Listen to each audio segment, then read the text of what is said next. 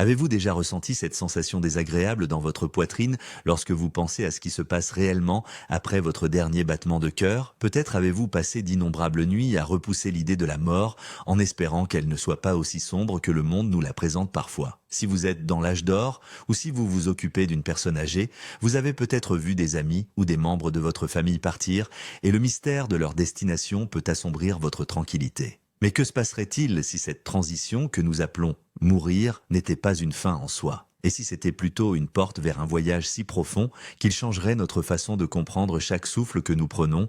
Vous serez peut-être surpris d'apprendre qu'il existe une multitude de preuves spirituelles et anecdotiques suggérant que la vie, après notre dernier souffle, n'est pas l'obscurité, mais un éveil. Des études menées par diverses organisations s'intéressant aux expériences de mort imminente indiquent qu'un pourcentage important de personnes qui ont frôlé la mort en ressortent avec des descriptions vivantes de légèreté, de liberté et d'un sentiment d'amour inconditionnel qui les envahit. Ces témoignages font écho à un message étonnamment cohérent. Ce qui nous attend pourrait être bien plus beau que nous n'osons l'imaginer. Pourtant, beaucoup d'entre nous évitent d'explorer ces possibilités car il est plus facile de garder la mort à distance. Cette hésitation peut entraîner de la peur, de la confusion ou des regrets dans nos dernières années. Elle peut même nous priver de la paix que nous méritons. Restez avec moi car dans les prochains instants, vous découvrirez ce que de nombreuses traditions spirituelles, des témoignages personnels et même les remarquables lectures psychiques d'un certain Edgar ont révélé. Nous allons dévoiler une progression d'un an, une séquence d'expériences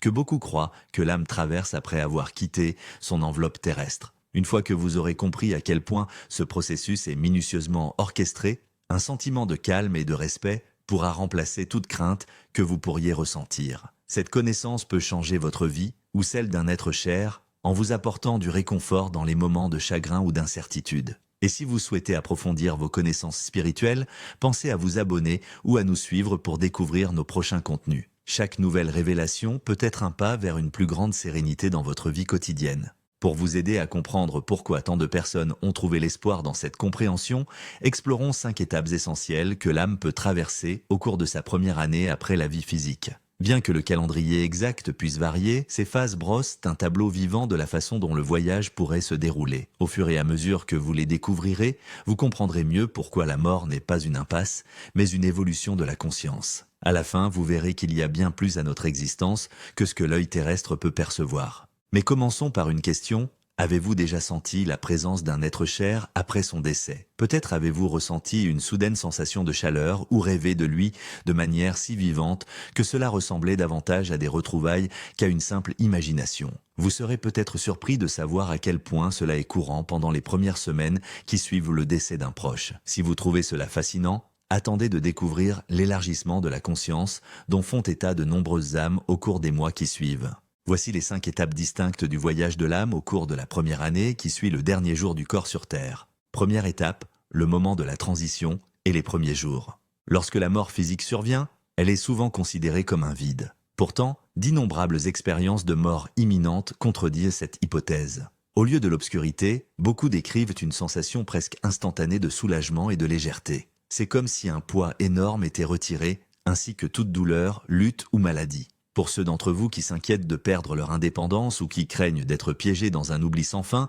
cette étape apporte le contraire, une profonde expansion. L'âme, autrefois liée au sens physique, voit désormais la réalité à travers la conscience pure. Certains textes spirituels appellent cela un éveil à la vraie vision, où les couleurs apparaissent ne plus vives et les sons plus harmonieux.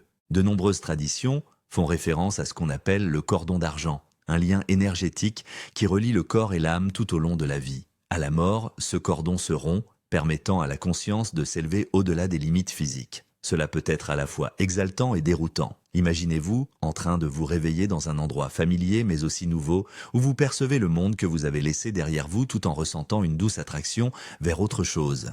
C'est pourquoi certaines âmes nouvellement libérées restent près de leur corps physique, ne sachant pas si elles doivent rester ou aller de l'avant. Elles peuvent même s'attarder auprès de leurs proches pendant les funérailles, essayant de les réconforter ou de leur exprimer leur amour. Les récits de personnes habituées à communiquer avec les défunts font souvent état de messages transmis au cours de ces premiers jours.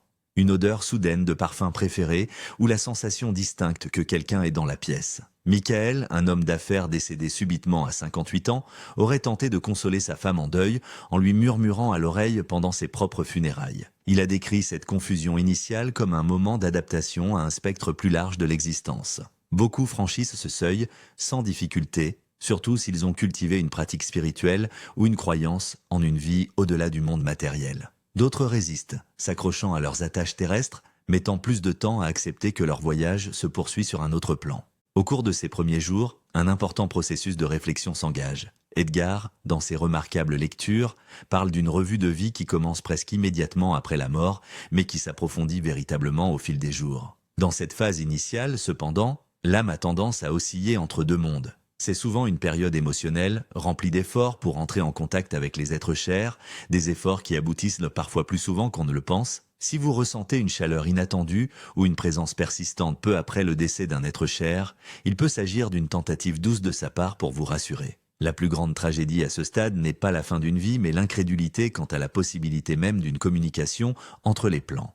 Deuxième étape, le premier mois est l'approfondissement de la revue de vie. En quelques semaines, à mesure que l'âme s'adapte à un monde davantage façonné par la pensée que par les lois physiques, une revue de vie plus complète commence. Il ne s'agit pas d'un tribunal sévère qui distribue des punitions. Il s'agit plutôt d'un processus éducatif et empathique au cours duquel l'âme revisite les moments clés de son séjour sur Terre. Imaginez que vous revivez les événements de votre vie, mais pas simplement tels que vous les avez vécus. Vous ressentez toutes les émotions que vous avez suscitées chez les autres. Vous percevez l'impact de chaque choix, petit ou grand, sous plusieurs angles. Cela peut être surprenant. On peut se souvenir d'une remarque dure faite dans sa jeunesse et ressentir vivement la douleur qu'elle a causée, ou revivre un acte de gentillesse et ressentir la joie qu'il a procurée bien au-delà de son destinataire immédiat. Michael, dont l'âme s'était attardée pour consoler sa femme lors des funérailles, s'est retrouvé confronté à des épisodes qu'il avait depuis longtemps oubliés. Il a ressenti la douleur d'une remarque désinvolte qu'il avait faite un jour à un collègue, ainsi que la positivité rayonnante d'un simple geste de compassion qu'il avait offert à un inconnu en deuil. Cette façon simultanée et multidimensionnelle de passer en revue sa vie élargit la conscience de l'âme quant à l'interconnexion qui nous unit véritablement. Il ne s'agit pas de culpabilité ou de honte, mais d'apprendre et d'intégrer des expériences. Cela révèle comment chaque relation et chaque événement font partie d'une grande tapisserie, chaque fil influençant et croisant d'innombrables autres. Certaines âmes se retrouvent aux prises avec la confusion et le jugement de soi, en particulier celles qui croyaient peu à la vie après la mort. Mais tout aussi souvent, il y a l'acceptation.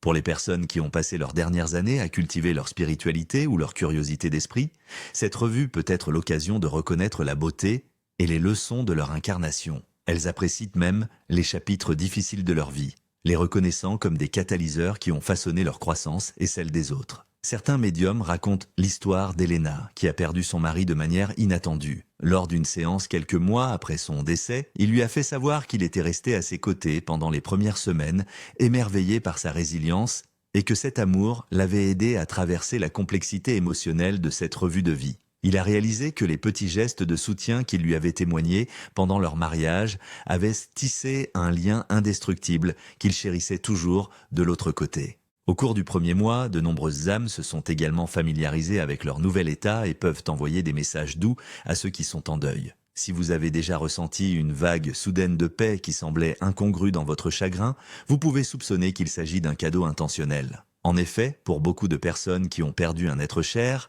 les signes les plus forts apparaissent au cours des premières semaines.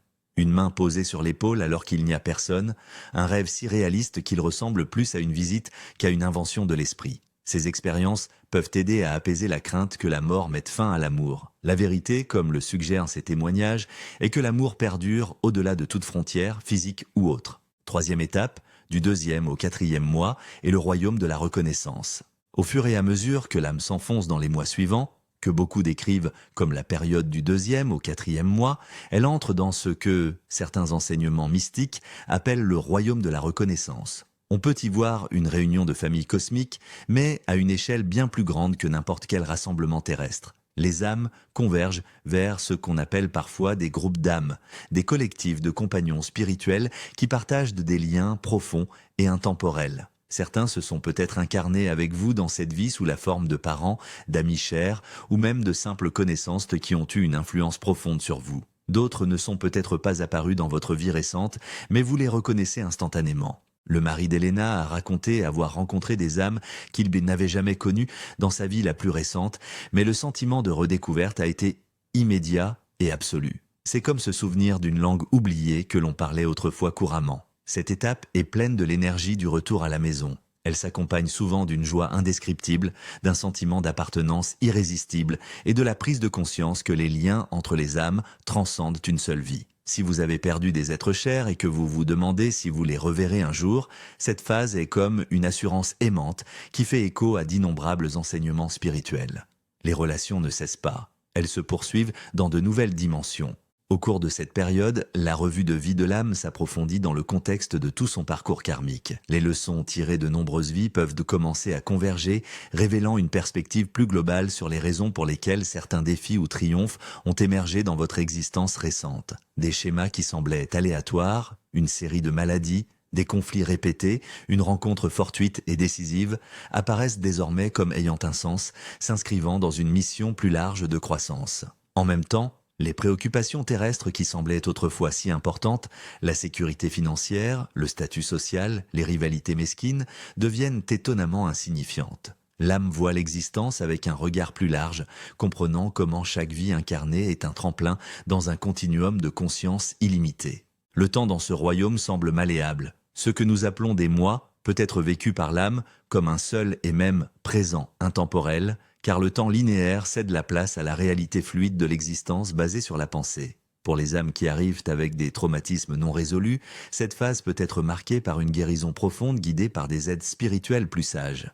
Thomas, un jeune homme décédé après avoir lutté contre la toxicomanie, a décrit, par le biais de la méditation, qu'il pouvait enfin voir les répercussions de ses difficultés. Il ne s'agissait pas seulement de la douleur, mais aussi de la compassion que cela avait suscité chez son entourage et qui l'avait obligé à examiner les blessures profondes qui avaient alimenté ses comportements destructeurs. Ce qui semblait être un échec sur terre s'est transformé en une leçon d'amour inconditionnel et de pardon. Au cours de cette période, de nombreuses âmes apprennent également à renouer avec leurs proches, encore sous forme physique. Les personnes en deuil peuvent ressentir plus fortement la présence de leurs défunts, parfois jusqu'au 3e ou 4e mois, car l'âme est devenue plus habile à faire le pont entre les dimensions. Des messages d'amour, des apparitions dans les rêves, et même des signes subtils comme des lumières vacillantes ou l'apparition d'animaux spécifiques peuvent se manifester comme des preuves douces que les défunts ne nous ont pas quittés. 4e étape, du 5e au 8e mois est la période d'intégration.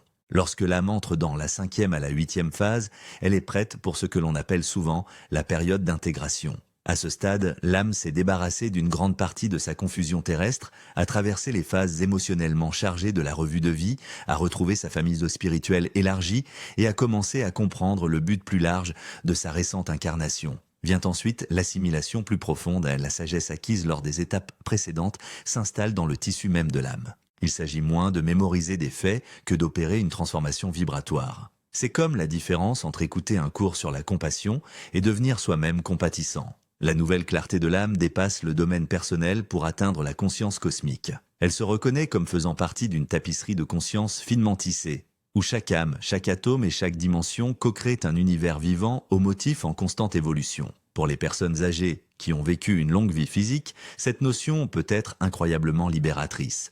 Rien de ce que vous avez enduré n'était dénué de sens, et il existe un endroit où toutes ces expériences trouvent un sens plus élevé. Le concept de résolution karmique s'épanouit également ici. Avec une vision élargie, l'âme perçoit comment les expériences d'une vie peuvent être les conséquences directes des choix d'une vie antérieure. Sarah, contactée par canalisation profonde environ 6 mois après son décès, a expliqué avoir enfin compris pourquoi ses parents étaient incapables de lui apporter un certain soutien émotionnel. Loin d'être une épreuve arbitraire, cela lui a permis de développer sa résilience et, par conséquent, d'étendre sa compassion aux autres personnes en proie à la solitude. Elle a compris l'accord conclu au niveau de l'âme qui a fait de cette enfance difficile un élément central de son évolution spirituelle. À ce stade, de nombreuses âmes découvrent des spécialités de l'âme spécifiques développées au cours de multiples incarnations. Certaines sont des guérisseuses par nature, d'autres des enseignantes, des créatrices ou des exploratrices spirituelles. Cette compréhension ne concerne pas les titres professionnels terrestres,